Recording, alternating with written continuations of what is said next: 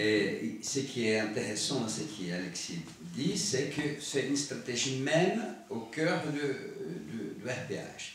Quand les enfants viennent en consultation, on accepte l'enfant, mais on invite les parents à commencer une psychothérapie.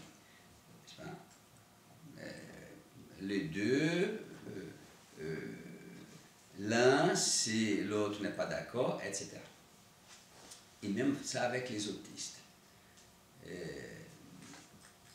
Et pour quelle raison? Parce que dès que l'enfant sent que la mère s'engage avec le transfert, d'abord, et ensuite il commence à parler de son Édipe, c'est que l'enfant ne sait pas, mais c'est que nous venons d'apprendre, n'est-ce pas? L'enfant n'a plus de raison d'y venir. Donc il y a cette dimension-là qui est cliniquement reconnue dans notre expérience, même avec les enfants autistes. Ou ils ont déjà le diagnostic, les parents viennent avec le diagnostic et que nous confirmons.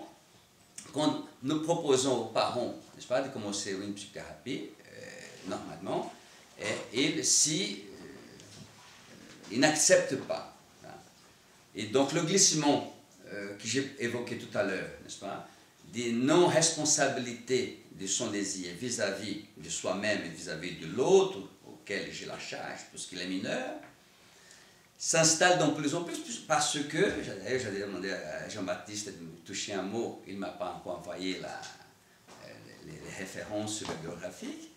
J'espère qu'il va toucher un mot, plus précisément pour nous tous, n'est-ce pas? C'est que c'était une secrétaire d'État à la santé, au handicap, n'est-ce pas? Qui parle maintenant des mères aux parents experts.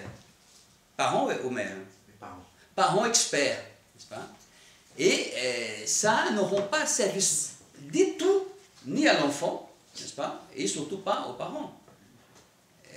Ça vient renforcer, on va dans une logique du moi fort, n'est-ce pas? Et pas dans une logique clinique, psychanalytique, où la visée, c'est que l'être puisse être autonome dans son existence, devenir sujet, comme nous parlons techniquement, qu'il puisse devenir divisé et qu'il puisse porter cette division dans son existence. Et c'est une bonne chose, n'est-ce pas?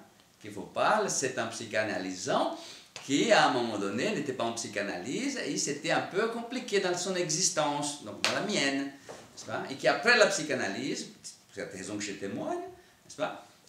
Ça, la vie était beaucoup plus respirable. C'est une sensation très agréable. Je vous conseille.